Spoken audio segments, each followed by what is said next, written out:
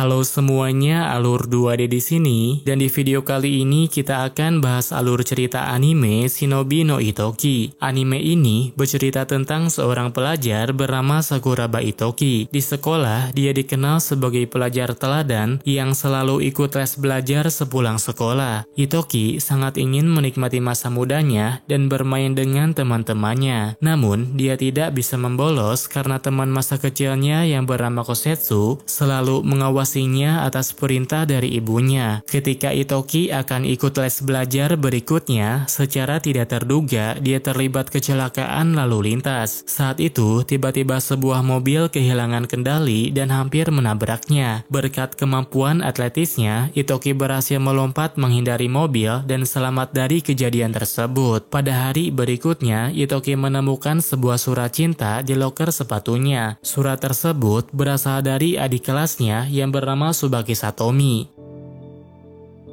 Ketika Itoki bertemu dengan Satomi, Satomi langsung mengungkapkan perasaan kepadanya. Meskipun Itoki belum mengenalnya dengan baik, ia menerima perasaan Satomi dengan ketulusannya. Sepulang sekolah, Itoki minta izin untuk libur les senam dengan alasan akan ikut acara bersama teman-temannya. Namun, ibunya segera mengetahui bahwa Itoki akan menemui pacarnya. Dan karena Itoki tidak terlalu mengenal pacarnya sendiri, ibunya tidak memberikan restu.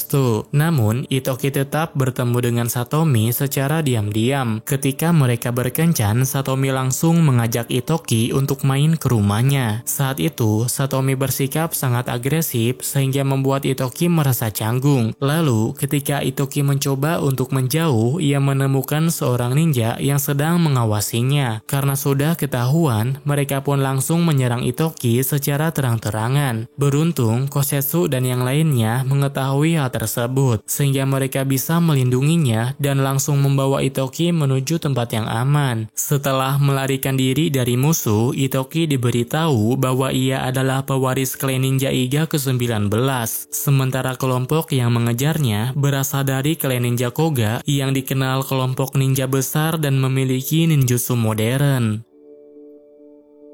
Berkat kerja kerasnya, Itoki sudah cukup mahir dalam dasar-dasar menjadi ninja. Karena klan Koga sudah mulai menyerang terang-terangan, Itoki diminta bergabung sebagai ninja untuk melindungi klannya. Namun, dia belum bisa memutuskannya. Dia masih ingin menjalani kehidupan normal dan pergi ke sekolah dengan teman-temannya. Namun, setelah mengingat ibunya, Itoki merasa tidak bisa meninggalkannya sendirian. Oleh karena itu, dia berkomitmen untuk menjadi seorang ninja yang terampil. Setelah kegagalan dalam upaya serangan terhadap klan Iga, sekarang posisi Satomi sedang terancam. Jika tidak bertindak, dia mungkin akan diusir dari klan atau menerima hukuman berat. Oleh karena itu, dia bersedia melakukan segala cara untuk memperbaiki reputasinya. Pada hari berikutnya, Itoki diminta untuk mengikuti ujian masuk di Akademi Khusus Ninja. Itu merupakan satu-satunya akademi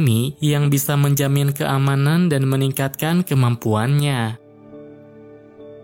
Beberapa saat kemudian, Itoki dan yang lainnya segera menuju tempat ujian. Ternyata, ujian tersebut dilaksanakan di dalam sebuah supermarket. Untuk mengikutinya, mereka hanya perlu menyebutkan kode rahasia, lalu memasuki ruangan yang telah diinstruksikan. Setelah semua pesertanya berkumpul, petugas mulai menjelaskan ujian yang harus mereka lakukan. Ujian tersebut ternyata sangat sederhana. Mereka hanya perlu bermain petak umpet di area supermarket, dan yang berhasil menang akan dinyatakan lolos ujian. Saat giliran Kosetsu, dia dengan mudah menemukan targetnya. Namun, ketika giliran Itoki tiba, secara tidak terduga, dia berpasangan dengan Satomi yang menyamar sebagai orang lain. Saat ujian dimulai, musuh mulai muncul satu persatu. Kosetsu sempat berhadapan langsung dengan Satomi. Namun dalam waktu singkat, dia kehilangan jejaknya. Sementara itu, Itoki hanya fokus bertahan hidup. Dia mencoba memicu alarm kebakaran untuk menghancurkan sistem kamuflase musuh. Meskipun tidak semuanya berjalan mulus, tetapi pada akhirnya Itoki dinyatakan lolos dalam ujian tersebut. Pada hari kelulusan, Itoki berpamitan kepada teman-temannya dan mengatakan bahwa dia akan melanjutkan SMA di Tokyo. Perpisahan ini membuatnya merasa sedih karena tampaknya sulit untuk bertemu lagi dengan mereka. Kemudian, saat Itoki dan Kosetsu tiba di wilayah Tokyo, mereka menaiki kereta bawah tanah yang menghubungkan mereka ke sebuah pulau. Di pulau tersebut, mereka akan belajar dan mengembangkan keterampilan sebagai seorang ninja. Saat keluar dari kereta, Itoki berkenalan dengan seorang siswi yang bernama Ryoko. Untuk sesaat, Itoki merasa bisa menikmati kehidupan di sekolah barunya. Namun, belum lama setelahnya ada orang lain yang mencari masalah dengannya. Untungnya, seorang siswi bernama Kirei segera memisahkannya dan memberi saran agar Itoki tidak terlibat dalam masalah dengan kelompok elit ninja Koga. Beberapa waktu kemudian, mereka berhadapan dengan siswa dari klan Koga lagi. Ternyata, alasan mengapa mereka sangat membenci Itoki adalah karena ada kabar kalau pemimpin mereka telah dibunuh oleh ninja-ninja dari klan Iga. Pada hari selanjutnya, semua murid mulai menjalani latihan gabungan. Mereka belajar praktik cara memakai kostum dan memanfaatkan inti ninja dalam pelatihan. Kemudian, mereka bersaing untuk merebut manju yang berada di pulau seberang. Hampir semua murid sudah pernah menggunakan kostum tersebut, sehingga mereka terlihat mahir saat menggunakannya. Namun, Itoki baru pertama kali mencobanya. Dia merasa kesulitan bergerak karena belum terbiasa dan tidak mengerti cara penggunaannya. Saat beberapa murid meremehkannya, Ryoko justru memberikan bantuan dan mengajarkan dasar-dasar penggunaan kostum. Berkat bantuan Ryoko, Itoki akhirnya bisa bergerak dan merasakan kekuatan inti ninja dari kostum tersebut. Sementara itu, murid lain mulai bersaing untuk mendapatkan manju yang terbatas. Di tengah persaingan, ada juga yang mencoba berbuat curang dengan mencuri manju milik orang lain. Mengetahui hal ini, Itoki merasa terpanggil untuk melawannya. Meskipun kemampuan bertarungnya masih terbatas, dia berhasil membuat musuhnya menyesal dan merebut kembali manju yang dicuri dari Kirei. Hasil penyelidikan menunjukkan bahwa Tokishida dari klan Iga menjadi tersangka dalam pembunuhan pemimpin klan Koga. Namun, berbeda dengan tuduhan tersebut, Tokishida membantah dan menyatakan dia tidak terlibat. Sementara itu di Akademi Ninja, para murid sedang mempelajari peralatan dasar ninja. Setelah pembelajaran, guru akan mengadakan ujian tertulis mengenai materi yang telah dipelajari. Itoki berniat untuk belajar dengan tekun guna menyelesaikan ujian tersebut. Namun, Kirei malah menyarankan agar mereka bekerja sama untuk mencuri kunci jawaban. Sebagai penerus klan Saiga, Ryuko sangat menghargai peralatan ninja yang telah dikembangkan oleh klannya. Namun, ayahnya memiliki niat untuk mengakhiri generasi klan dan tidak akan mewariskannya kepada anaknya. Alasannya adalah karena mereka sedang mengalami masalah pemasukan, terutama karena klan Koga mencoba membeli produk dengan harga murah dan meminta pembuatan sesuatu yang sulit dikerjakan. Pada malam sebelum ujian, Itoki dan teman-temannya mulai menjalankan rencana untuk mencuri kunci jawaban. Mereka menggunakan drone berbentuk shuriken untuk mencari berangkas penyimpanan dan kunci untuk membukanya. Setelah mengetahui lokasinya, tiba-tiba drone mereka menabrak pintu dan menarik perhatian guru yang berjaga. Itoki dan yang lainnya segera bersembunyi di atap. Sementara Kirei mencoba mengalihkan perhatian agar mereka bisa melanjutkan rencananya. Di tempat lain, Tokishida juga sedang menyusup ke sebuah pabrik. Namun, dia tidak bisa menemukan benda yang sedang dicari olehnya. Tetapi, dia mendapat informasi kalau klan Koga sedang merencanakan hal yang besar, yaitu mengincar core ninja yang diwariskan oleh klan Iga. Sementara itu, Itoki dan teman-temannya berhasil mendapatkan kunci jawaban. Sayangnya, murid dari kelompok Koga telah menukarnya lebih dulu, sehingga semua usaha mereka menjadi sia-sia. Hal ini terjadi bukan hanya karena ulah kelompok Koga. Kosetsu menyadari bahwa ada anggota asramanya yang sudah mengkhianatinya.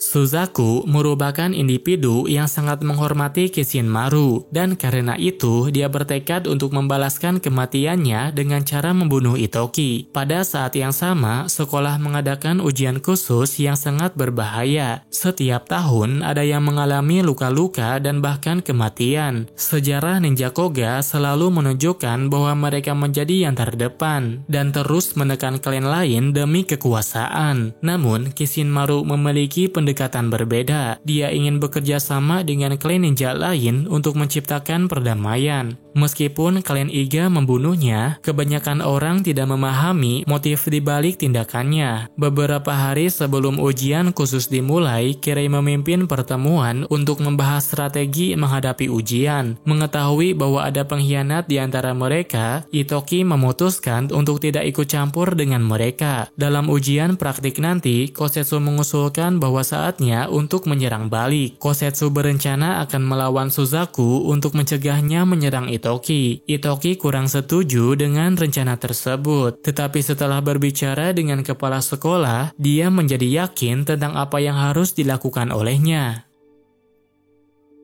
Untuk mempersiapkan diri menjelang ujian, Kosetsu mendampingi Itoki dalam latihan. Ujian praktik kali ini adalah merebut core ninja dari lawan, makanya mereka mengadakan latihan bertarung sambil mencoba merebut core ninja satu sama lain. Pada malam sebelum ujian, mereka membuat rencana penyergapan palsu untuk mengelabui pengkhianat. Kemudian, ketika ujian itu dimulai, beberapa teman Suzaku terjebak dalam perangkap. Selain itu, Itoki juga berhasil menemukan orang yang mengkhianatinya. Setelah berhasil mengatasi pengkhianat, Itoki menggunakan topeng yang diberikan Ryoko untuk melakukan penyamaran. Sementara itu, Kosetsu pergi ke tempat Suzaku untuk menghadapinya. Namun sayangnya, Suzaku juga menggunakan topeng penyamaran dan sedang berhadapan dengan Itoki. Itoki belum mampu mengalahkannya dalam pertarungan, sehingga dia terpaksa melarikan diri demi kelangsungan hidupnya. Pada akhirnya, ada orang lain yang menghentikan Suzaku dari kejauhan, sehingga Itoki bisa selamat dari kejadian tersebut.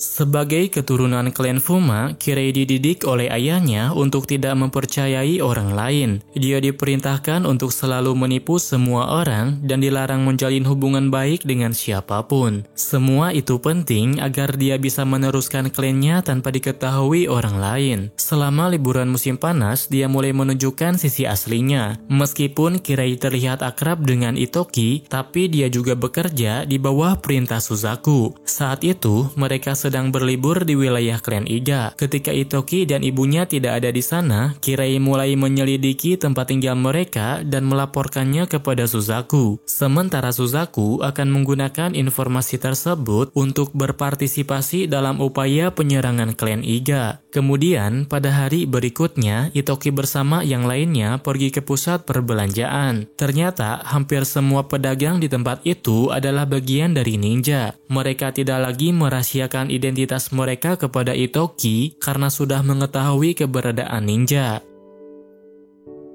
Untuk memperingati kematian pemimpin klan sebelumnya, Itoki dan teman-temannya diberi tugas untuk menangkap 100 ikan. Cara mereka memancing ikan terlihat sangat unik. Dengan peralatan khusus dan keahlian yang mereka miliki, mereka dapat menangkap banyak ikan dalam waktu singkat. Saat memancing bersama, Kirei terlihat lebih terbuka daripada biasanya. Dia menceritakan asal-usulnya yang berasal dari ninja serabutan yang harus bergantung kepada klan lain. Meskipun begitu, Itoki tidak merendahkannya. Sebaliknya, dia berterima kasih kepada Kirei atas bantuan yang selalu diberikannya. Mendengar hal tersebut tentu saja membuat Kirei merasa bersalah kepadanya, karena sejak saat itu dia telah mengkhianatinya. Setelah berhasil menangkap banyak ikan, anggota klan Iga berkumpul untuk makan malam bersama. Dulu, kondisi mereka tidak sebaik ini. Ketika klan Iga terpecah belah, Yumika berhasil menyadarkan semua anggota dan menyatukan mereka kembali. Hal ini membuat Itoki menyadari perjuangan yang telah dilalui oleh ibunya.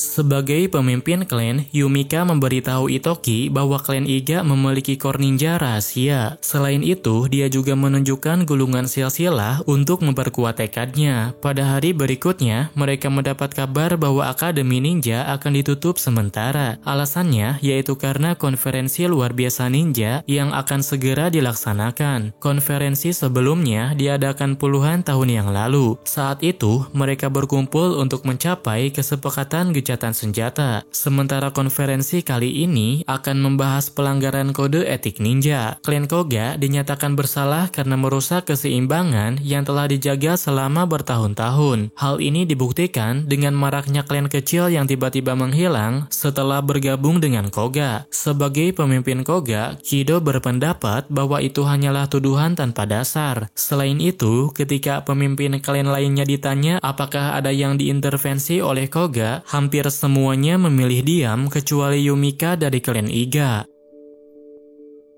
Setelah dituduh bahwa klan Iga telah membunuh pemimpin Koga, Yumika membela diri dan mengungkapkan kepada semua orang bahwa Koga sedang mengembangkan senjata baru. Dia juga memberikan informasi bahwa Koga berusaha mendapatkan core ninja milik Iga dan menyerang dengan dalih dendam palsu. Menanggapi hal tersebut, klan Iga bersedia untuk menghancurkan senjata warisannya. Semua itu dilakukan untuk menghindari pertumpahan darah. Setelah mendengarkan kesaksian Yumika, pemimpin klan Bizen mulai mengaku bahwa mereka telah diintervensi oleh Koga. Sebelumnya, dia memilih untuk diam karena tidak memiliki kekuatan untuk melawannya. Mendengar pengakuan ini, pemimpin klan lain mulai bersuara. Hampir semua klan ninja merasa dirugikan oleh keberadaan Koga. Pada akhirnya, mereka semua sepakat untuk bersaksi bahwa Koga bersalah. Sebagai pemimpin Koga, Kido harus bertanggung jawab atas tindakannya. Namun, pada saat-saat terakhir, Yumika juga harus ditangkap karena ada yang menunjukkan bukti palsu saat Kishimaru terbunuh. Kejadian ini mendorong Itoki untuk tampil sebagai perwakilan pemimpin.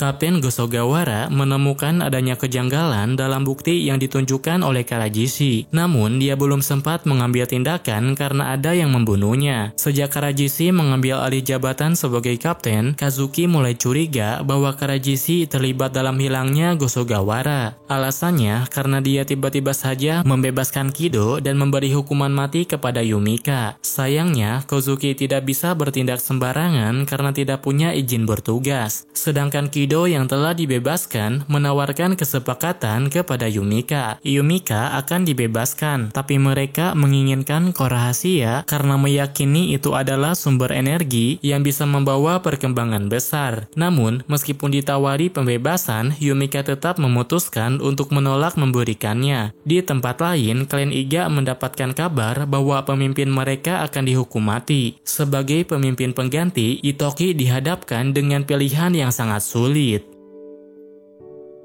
Untuk menyelamatkan Yumika, Tokisada bersedia diasingkan agar anggota lainnya tidak terlibat. Namun, Itoki masih kebingungan dan tidak tahu apa yang harus dia lakukan. Kemudian, Kosetsu mengingatkan bahwa Yumika adalah satu-satunya keluarga yang dimilikinya. Dengan demikian, Itoki tersadar kalau dirinya tidak boleh ragu-ragu. Sebagai pemimpin pengganti, dia memerintahkan semua anggota untuk bergerak menyelamatkan Yumika. Pada saat yang sama, klan Koga juga telah bersiap untuk melakukan serangan besar-besaran. Meskipun ada anggota yang keberatan, Kido tetap melanjutkan rencananya dan tidak mengampuni orang yang menentangnya. Sebagai ninja, mereka tidak menyerang terang-terangan. Mereka menciptakan kekacauan untuk mengalihkan perhatian dan kemudian menyerang secara brutal tanpa diketahui oleh warga. Di lain tempat, Kosetsu dan Tokisada berhasil menyusup dan membawa Yumika keluar. Namun, mereka tak bisa melarikan diri dengan mudah karena pihak musuh telah mengepungnya.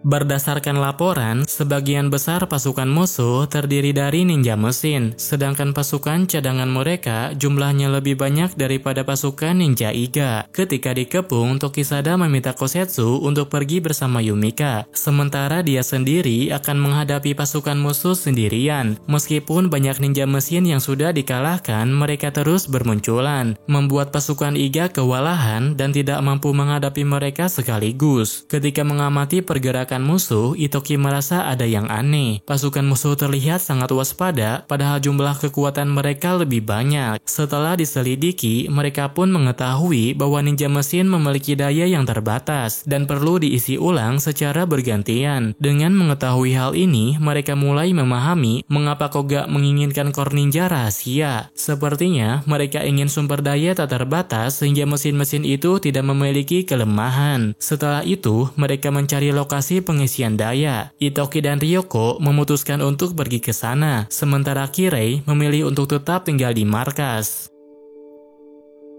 Beberapa saat kemudian, Kosuke berhasil mendapatkan bukti bahwa kaptennya dibunuh oleh Karajishi. Oleh karena itu, dia dan timnya segera menangkap Karajishi dan membiarkan Tokisada melanjutkan perjalanannya. Pada saat yang sama, Itoki dan Ryoko tiba di markas ninja mesin. Seperti yang mereka duga, pasukan mesin harus mengisi ulang daya sebelum melancarkan serangan. Untuk menghancurkan perangkat pengisian daya tersebut, Ryoko memiliki beberapa senjata yang dapat digunakan, seperti jammer untuk mematikan sementara mesin atau bom untuk meledakkan perangkatnya. Namun, ketika Itoki akan memasang bom, ada seseorang yang menghalanginya. Selain itu, ninja mesin juga sudah kembali bergerak dan merebut bomnya. Tapi ternyata yang mengambil bom darinya itu bukanlah ninja mesin, melainkan Kirei yang menggunakan penyamaran. Pada akhirnya, klan Iga berhasil membalikkan keadaan. Namun, ketika Yumika pulang ke rumah, Karajishi menggunakan jurus untuk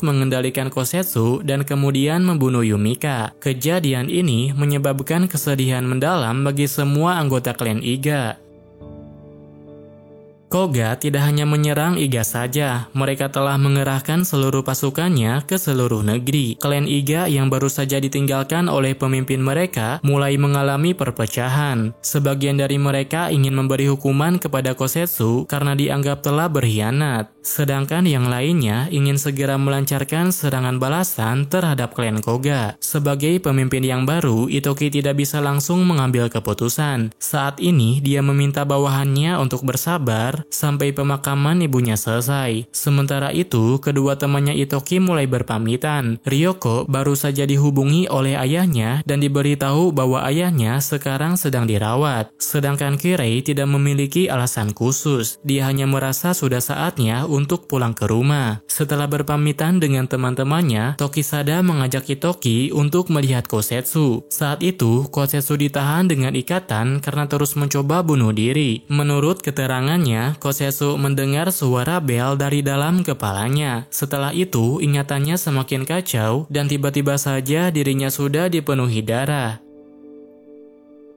Sebelumnya, Tokisada telah menerima laporan tentang hubungan antara Kosetsu dan Koga. Ternyata, Kosetsu adalah salah satu anak salirnya Kido yang disebarkan ke klan lain. Dengan laporan tersebut, dia juga bisa mengetahui bahwa mereka menanamkan microchip untuk mengendalikannya, sehingga bisa dipastikan bahwa Kosetsu tidak bersalah. Di lain tempat, Kirei baru saja sampai di rumahnya. Ketika akan melaporkan kondisi klan Iga, tiba-tiba pasukan Koga menyerang wilayahnya. Kirei pun segera didorong keluar, sedangkan ayahnya sendiri yang menghadapi semua musuhnya. Pada saat yang sama, Ryoko menemui ayahnya di rumah sakit. Karena kekejaman klan Koga, ayahnya tidak bisa bekerja lagi sebagai pengrajin ninja. Saat upacara pemakaman Yumika berlangsung, Suzaku menghadiri upacara tersebut. Kedatangannya sempat membuat Itoki dan dia bertengkar. Meskipun begitu, Suzaku juga mengerti rasa sakit yang dialami oleh Itoki, karena ayahnya juga telah terbunuh oleh klannya sendiri. Kemudian ketika Suzaku pulang ke rumah, dia menemukan sebuah rekaman sebelum Kishinmaru meninggal. Ternyata Kido adalah dalang di balik kasus pembunuhan tersebut. Dia menyuruh seseorang untuk membunuh Kishinmaru untuk mewujudkan rencana memusnahkan semua ninja.